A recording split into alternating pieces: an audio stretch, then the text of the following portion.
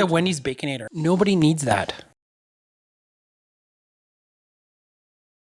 Mike Agerbo here with my fellow app nerds, John Biehler, Graham Williams. We got an awesome program for you today. We'll be talking about a few different things. I don't know if you've noticed, but some of the cell phone plans out there have increased their data dramatically. The big carriers are all matching themselves. I think TELUS let it off with their Peace of Mind plan, $75 for 20 gigs now. 20 gigs. 20 gigs. 20 gigs. So we're going to be talking about that. If it's worth it, why should you upgrade to 20 gigs? Are you going to use all of it? We'll go through some of the pros and cons. We'll also be talking about a new weird phone, the PINEPHONE. Yes. John, you're excited about this. Very much so, yeah. I think this is going to be a really interesting thing. I don't want to spill all the beans yet, but it's a very inexpensive smartphone that has your privacy in mind. Ooh, I like that. Sure. And we'll be talking about Huawei. Who's not talking about Huawei? There has been the trial going on this past week in Vancouver. So we're just going to kind of break down some of the things happening there and our thoughts as well. Let's look at some of the news, guys. This was an interesting one. I caught this on mobilesyrup.com. Apparently, there's a new text messaging scam out there. Do tell. Shocking. I know, like it's almost every second day now I'm getting some stupid text. I think my wife got one yesterday from Van City, asking her to click on this link to log in. Not actually from Van City, but purporting to be from Van City. Yes, and we're not customers of Van City. Yes. So crazy. Well, there's a FedEx tracking notification one happening now. So this is a text message that you will get. It's masquerading as FedEx, saying that you have a package. And if you click it, you go to Amazon. And then it asks you to put in your credit card information to get a free prize. Makes perfect sense. So I didn't order anything from Amazon or FedEx. Yeah. So But free prize. Right. Once again, if it sounds too good to be true, and in this case, if you weren't expecting any packages, don't click on it. Isn't this what some of the police departments used to do to entice criminals to come out? Yes, they won like a TV. Right. And they had criminals come down to the station to pick it up. So now the criminals are turning this around. Yeah. So here's the thing. I mean, you can do a couple of things. One, don't click on these links. But two, this is the app show. Use the apps for these shipping providers. Now, if you get a notice from FedEx, if you get a notice from DHL, you get a notice from UPS, if you've done things right, you probably have an account with these people. These addresses will pop up in their system and you'll automatically get a notification when a package is coming in. On iOS, I use an app called Deliveries, and I can actually keep track of all of my packages there. It's funny because you're like, well, I didn't order a package. I'm not going to lie to you. It's a frequent occurrence for me when something shows up and I go, when did I buy that? Well, and to be fair, we get a lot of stuff being sent to us as a tech review type company, radio show, TV show, all that so kind we're of stuff. constantly getting notifications. In my case, I think the drunk 2 a.m. shopping is probably more the culprit, but protect yourself, right? Use apps and don't click on links. I think that's it. Yeah, and then give in your credit card information. Another scam, and I think it's a scam. I got a call the other night at 3 a.m. to my landline. Good time. And picked it up, and it was saying someone is wanting to talk to you or get a hold of you. Press 1 to accept the call. It was like a collect call kind of. Remember those? Yes. Anyway, I thought, no. Because I'm sure if I hit that button 1, I'm suddenly racking up some sort of $20 charge. Or you've won a cruise. That would be the least of my problems. One of your family members is languishing in a Laotian prison right now, and this was their only hope. Yes. Okay, let's move on to someone who did get scammed, Jeff Bezos. Yes. Who is the CEO and founder of Amazon, one of the top richest people in the world, highly intelligent. And what happened?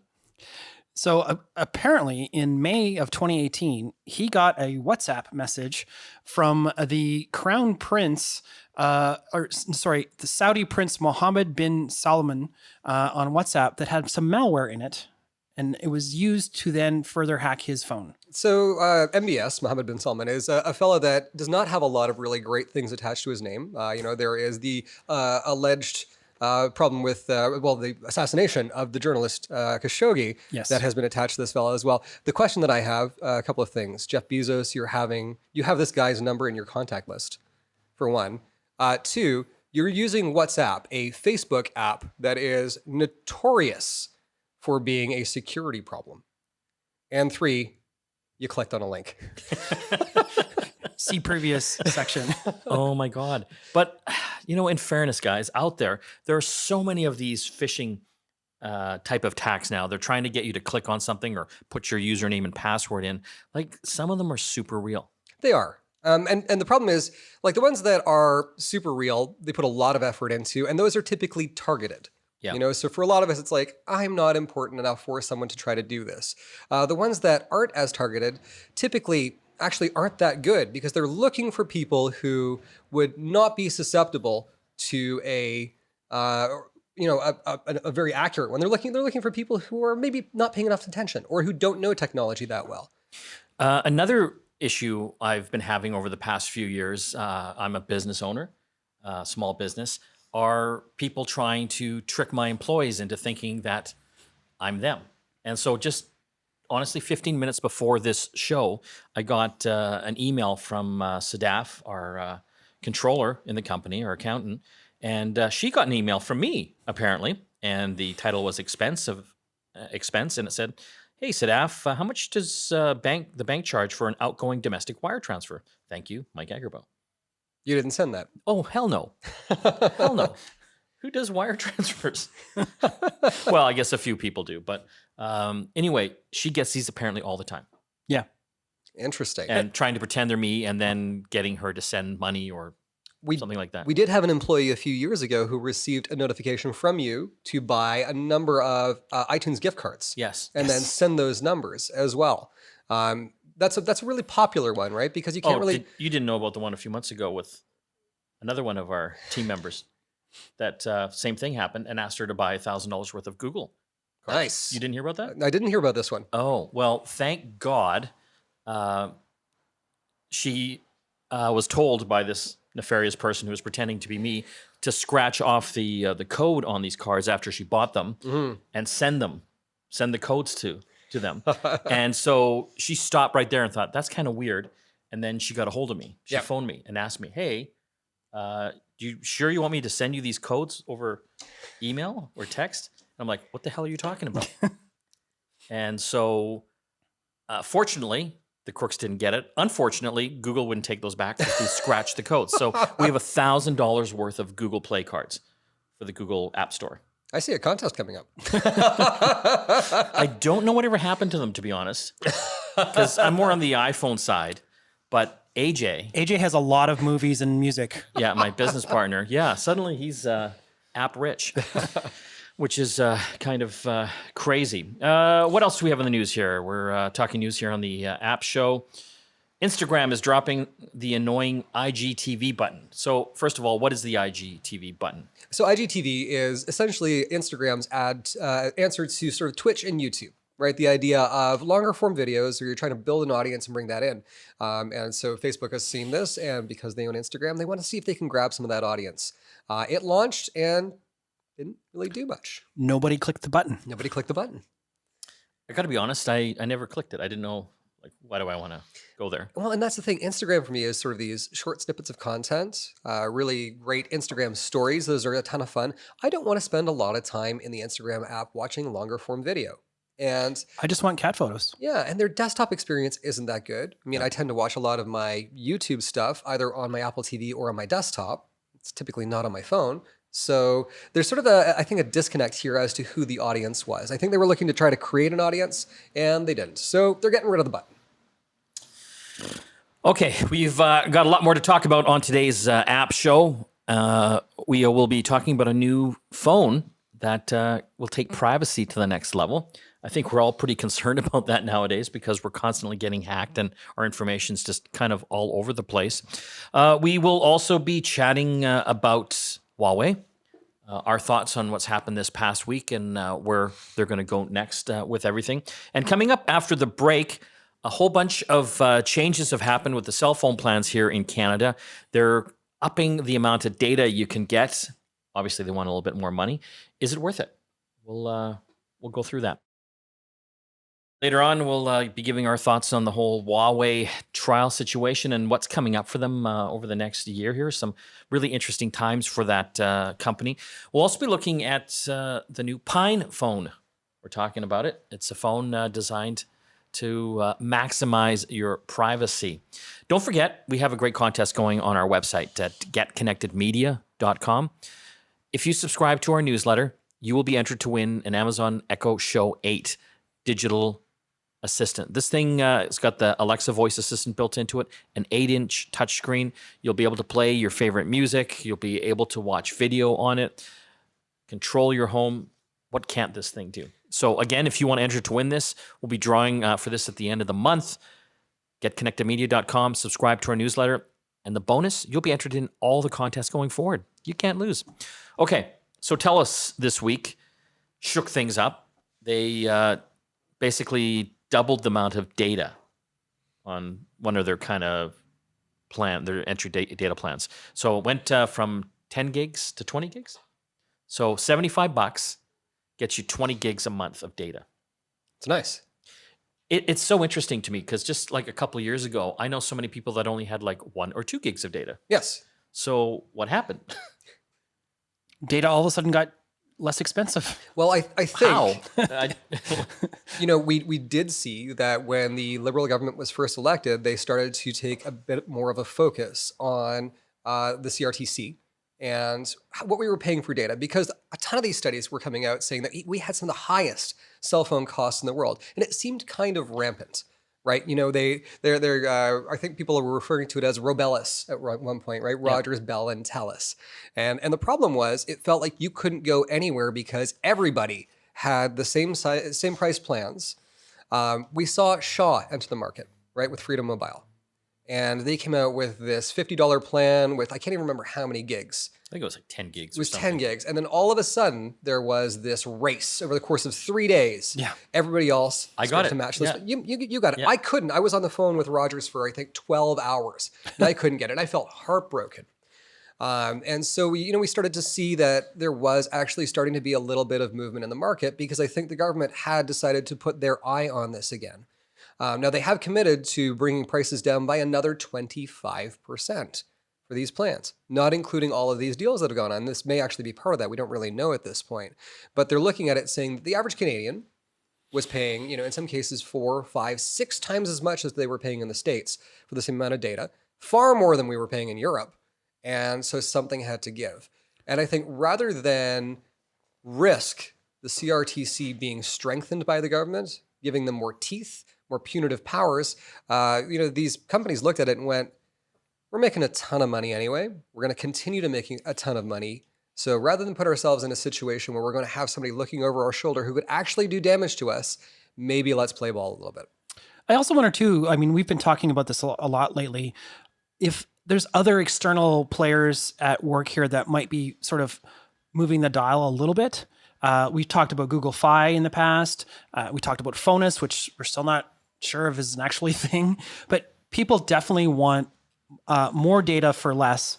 And they're looking at other options, even as far as going to the US and signing up with T-Mobile or somebody like that and having a US-based phone number because they're just texting everybody or calling and using their data. And it's a much cheaper plan than what they can get in Canada. Yeah. One of the things that I found was I used to hate my cellular providers, right? Like you hated your plan. You hated the negotiation. You hated that you felt like you were getting ripped off. You hated all of the extra fees and the 20-page long bills.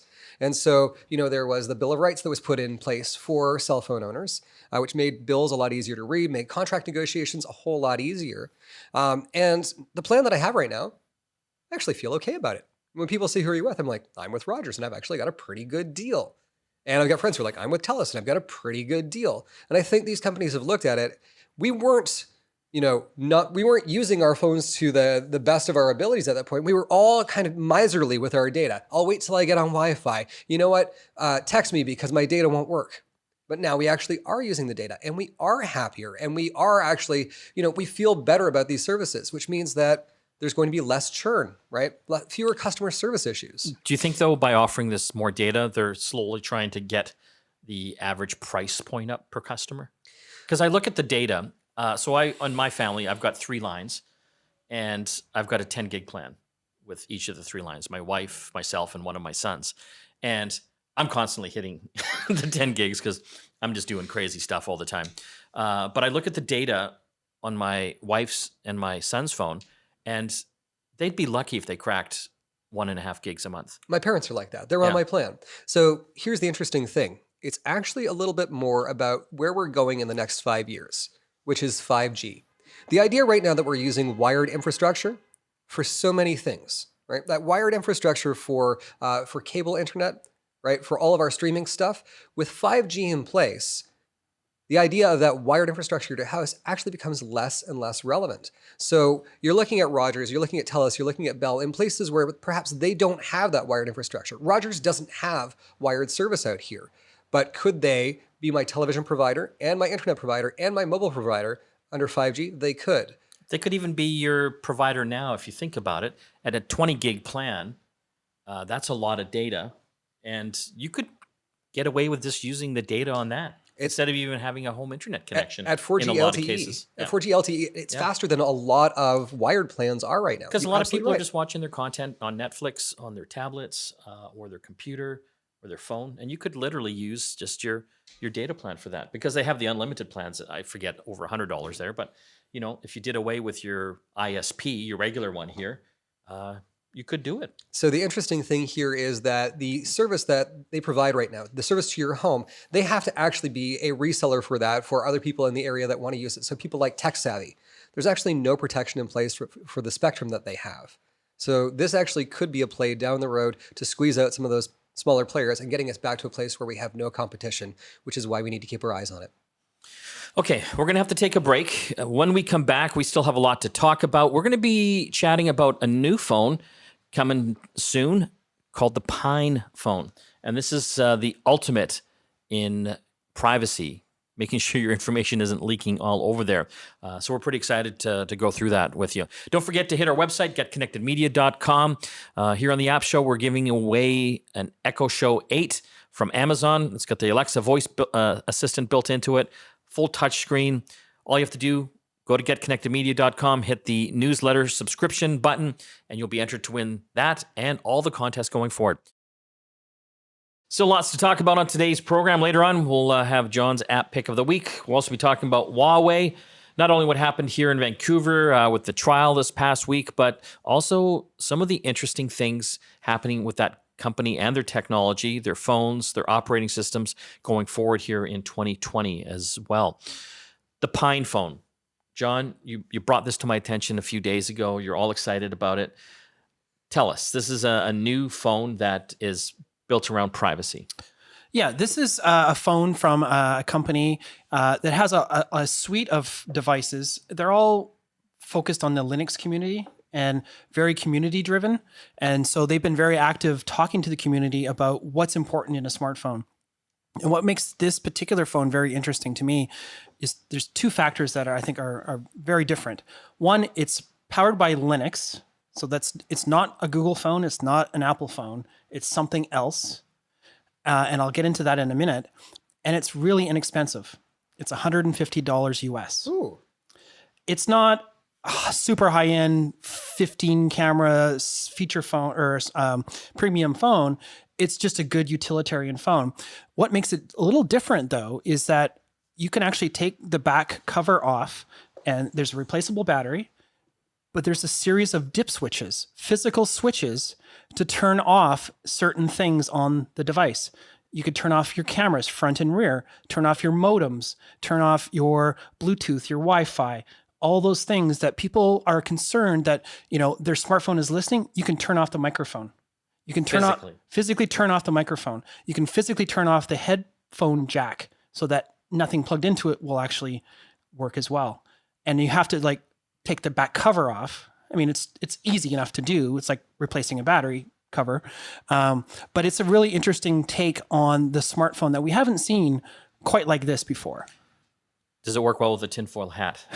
Of course. Of course. Okay, but it's not an iPhone. It's not running Android. What is it running? What can you do on this thing besides have no one ever get a hold of you? Well, you have to turn on the switches Oh, for it got to it. Yeah, actually okay. function. Okay. But what's interesting is they actually just shipped. They have a version of that strictly for developers and the community to figure out the best end user operating system to run it on. So they actually have about 3 different flavors of Linux that are specifically for smartphones that they have images for that you can test. And they're going to basically figure out the best use with this particular hardware, which they just came out with when they ship the product to end users in March. That's kind of exciting because right now, So there's no apps for this thing?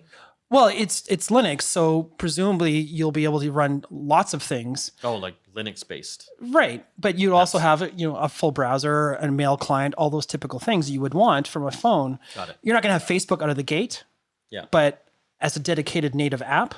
But these are things that the community is all working towards. I'm actually quite excited about this because this is the first true alternate non-Google, non-Apple operating system we've had for a smartphone for a while. so that's kind of it. Right now, your options are, the Apple option, which for some people out there, it's never going to happen. They do not like the company. They don't like the ethos. They don't like the walled garden. Not going to happen. For some folks, the idea of having a Google phone, a phone made by an advertising company that actually is there and it is eating a lot of your data to create this picture of you to sell you more stuff. That is the antithesis of what they want. Yep. We've got Harmony coming out of Huawei, which is probably a very capable version of Android, but for a lot of folks out there, they kind of look at it and go, I'm a little scared of this company. So having this other option in this place that is, again, that open source ethos is kind of cool. To Mike's point, this does sound a lot like Revenge of the Nerds. A little bit, yeah, no, absolutely. Yeah, if you're wanted by Interpol or Homeland Security. Well, and- are you on the no-fly list? We've got a phone for you. Some people have referred to this as also the Edward Snowden phone because this is something that he wanted in his phone is because he physically, desoldered the camera and the microphones and things like that from his various smartphones. And so this phone actually gives you the ability to switch it off at the hardware level, so you can't get hacked unless someone physically flips that switch on the back. Is this phone for everybody? Probably not. But at this price point, it's a really interesting Sorry, how much? 150? 150 US. And it could lead to another generation of smartphones that is slightly more consumer friendly. Yes. That does actually give people a little bit more choice here. And I think we can all agree more choice is good. Absolutely. And so this thing's actually coming out. Yeah. Yeah. They're already shipping for developers. Okay. And the end user model is coming in March. Very cool. I just learned this, the Motorola Razr, on a whole other topic, the flip phone, the one that has the folding screen, which we saw down at CES, which we all fell in love with, hitting in February here now, February 6th. No Canadian details yet. That's just the US. Yeah. Yeah. But it's coming. I think we have to get one in. Oh, absolutely. All right. We Hell almost yeah. got one in at CES, but he, the Lenovo rep, he would not let me pry it from his hands. So you know how much it is? It's not 150 US. No, it's 1,500 US. It'll be about $2,000 Canadian Yeah. So for a Motorola Razr flip phone with a folding screen. Is that worth it? I think there's a certain wow factor. I think more so of a wow factor than the folding tablets that we've seen. Yeah. Because that's the thing that can't be stated too many times is this is a very sexy, pocketable phone. Yeah. I mean, the folding tablets, that phones into tablets, cool, super cool. But when I saw this Motorola Razr and I got it into my hands, I was like, wow, I could get into this. This could be your phone. It could be my phone. Okay. Yeah. If I was into Android. Okay, we will have to take another break here. Don't forget to hit the contest page on getconnectedmedia.com, giving away an Amazon Echo Show 8. 8-inch touchscreen with Alexa voice assistant built into it. It's your music speaker. It's your home control system. It's your TV. It's your friend. And again, all you have to do, subscribe to our newsletter, hit the newsletter tab. You'll be entered to win this and entered into all the other contests that we have going on this year. Still got lots of stuff to talk about here on the program today. Later on, we'll have John's app of the week. Huawei in the news again, especially here in Vancouver, where their CFO, Ms. Meng, was detained last year, has been cooling her heels under house arrest in her home in the West End.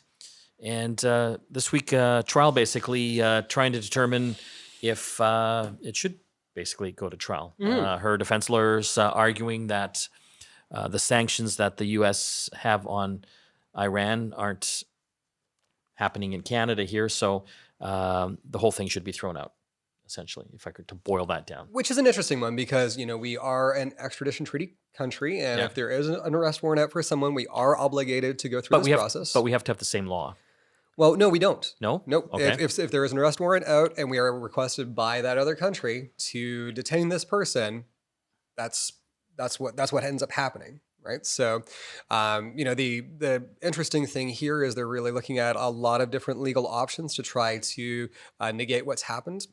I don't think it's going to be successful. I think Ms. Meng is going to find herself in the United States relatively soon. I don't think she'll ever go to the United States. You don't think so? No, I don't. We heard earlier this week that the Chinese government was looking to exchange 2 Canadian prisoners for Ms. Meng. Who? China? Yes. I Which didn't hear that. the Prime Minister declined. That's a very rough position for him to be put into. Because again, we do have these obligations as part of our extradition treaties. I think that's really the only decision that he could make at that point is no, you know what, we can't be doing backdoor deals when we're already committed to something. And I feel bad for those Canadians in China right now because they could be in grave peril. One thing that we did see, though, is that people were protesting for Ms. Meng outside the courthouse. And there has been some talk about that. Some allegations that these protesters were paid to be there. Yes. And so there's been no, they can't really find out who paid them. That's correct. So I don't know what's going on there. That's kind of weird. Well, and so there's something called the 50-cent army, right? Okay. And we typically see this online, but it's where the Chinese government would pay for internet commenters to make positive posts about them online, and they would be paid 50 cents a post. And so you can actually see this in many, many stories out there where there are very similar threads in what is being written and what is being said on accounts that seem to do nothing else but this. If you pop onto Reddit, you pop onto even CBC comments, you start to notice that there are some things going on here. And so there is the thought that perhaps this is the real life application of that. People being paid $150, not knowing necessarily what it was that they were, there was some talk that it was a music video. Right. And so we have protesters now who are standing there. One woman on the condition of anonymity apologized for not doing the research and said, this is actually not what I believe. I thought I was making a quick $150. It just sounds really fishy to me still because it's really light on details. Absolutely. Do you know what I mean? So a lot of people would see this and say that, for example, Huawei's paying these protesters. I don't think that's the case, right? I mean, I don't know. It's just weird. I don't think that Huawei would as a company. I think you're getting into a very dangerous place because there could be ramifications for them there. Yeah. Have we seen the influence of the Chinese government here in Canada? We absolutely have. If I had to put my money on it, I would say it's more in that direction than it is with the company itself. Well, and a lot of the stuff that I saw online as well was convoluted with, the free Hong Kong, like all this political stuff swirling around China, Hong Kong, Huawei, and this extradition trial. Like, it's just so complicated and it's so murky as to who's pulling the strings, yes, where. And it's the really challenging thing here is we have obligations based on these treaties. And it is not a place that I think that any Canadian would want to be in, of having to make the decision on having to follow through with It's this. kind of murky. So the hearing basically is focusing on what they say is the legal test of double criminality, which means that the allegations against Ms. Meng, they also have to be a crime in Canada for her to be extradited to the United States. So the Crown here is arguing that she committed fraud when she lied to the HSBC executive about Huawei's relationship with one of their subsidiaries apparently doing business in Iran. So there's like so many different layers to this. And, obviously we're not legal scholars or experts. we are not here. lawyers. No. So again, the whole thing smells funny to me.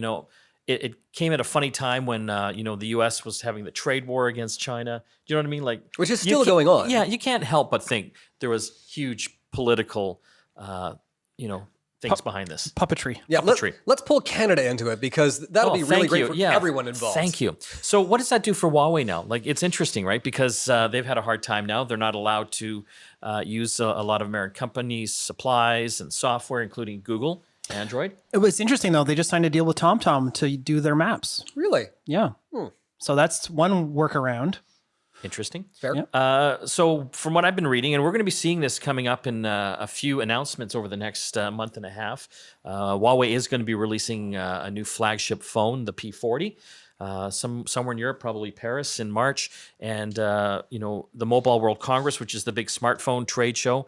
I think there'll be some big announcements there. It looks like Huawei's going to be going their own way with their own operating system for their devices, their phones, their TVs, and their tablets. And we talked about this, I think, probably it was about 2 years ago, I think, talking about waking the sleeping giant. Yes. Right? When you've got Google on those phones, you have a little bit of leverage and a little bit of control there. The moment that you let that free, you've got, a billion people in China who maybe now this is their primary choice for phone. Well, and those billion, And why wouldn't it be? right? Yeah. Those billion people can't even access the Google services anyways in China. Yeah.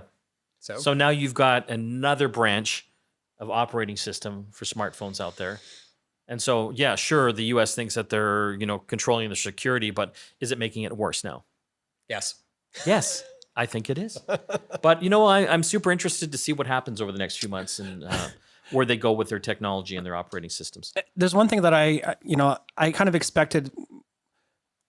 This technology is basically, it's a slab of glass. It's all plateaued. No, this has not been boring for the last year with all these developments from the politics side, from the operating system side, from all the deals and all that type of stuff. It's kind of exciting to watch happen and fold. Can I say I'm actually really thrilled to be over in the iOS sphere where things are just kind of chill. Oh, something will happen. Something will happen. Well, yeah. For now. I'm happy over there in my quiet little walled garden. Well, it's that time now. It's time for John's app pick of the week. What do we got? This week we've got something for the Android fans out there. Cool.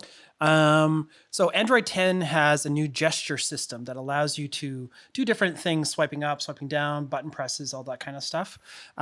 Gesture Plus, which is free for Android, but it does have in-app purchases for $2.99 to unlock the full potential of it. It allows you to remap and refine all of those things and change what those gestures do. So instead of, whatever Google has decided those gestures should do, you have the ability to replace and trigger your favorite apps, those types of things with these. This is for like ultra nerds. Yeah. I mean, the problem I have with gestures is it's muscle memory. You have to remember when you're half asleep or, one-handed in the dark, swiping up twice, what does that mean? Right. Or double clicking a certain button, what does that mean? And if you change from the default, that could have problems until you get used to it. So it is a sort of a relearning of how to use these things. But I think the nice thing about this app is it unlocks the ability to change what those gestures trigger and how they function to make them more useful for yourself. And that's always been kind of the nice thing about the Android side is the customization functionality. And I'm actually kind of surprised that Android doesn't allow you to do this natively. But yeah, why not? I don't know. Well, it could be because of that consistency of experience. Yes. Right? I mean, Apple has on their touchpad on Macs, they've got a bunch of gestures built in, and the vast majority of them are not enabled. Right? Three-fingered swipes, Thank God. Pinches, three-finger expand. They brought some of those to the iPad. And again, I keep forgetting to use them. Me too. Right? Like the copy and paste thing that they brought in that's iOS 13. That's my thing. There's so many of these things. Yeah. Yeah. I'm just happy I can turn it on and get to the app that I want to use. But if you're a and find the flashlight when I need it. If you're a power user, though, these kinds of things are the tweaks that help you get through the day faster, more efficiently, more effectively, and just generally make your usage that much more efficient. Nice. Okay, Gesture Plus, available for Android. You have to be running the latest version of Android, Android 10. Hit our contest page, getconnectedmedia.com. It's actually the newsletter page. Subscribe to it, and you'll be entered to win an Amazon Echo Show 8 smart assistant with Alexa built in. Want to thank everyone that helps put the show together. Of course, John and Graham, Stephen, and Christina as well. We'll see you again next time. If you like what you just saw and you want more, please subscribe to our videos. Just click on the subscribe button. I don't even know if I'm pointing in the right direction. If you hate it, click it twice. Or leave us a comment as well. No, just click.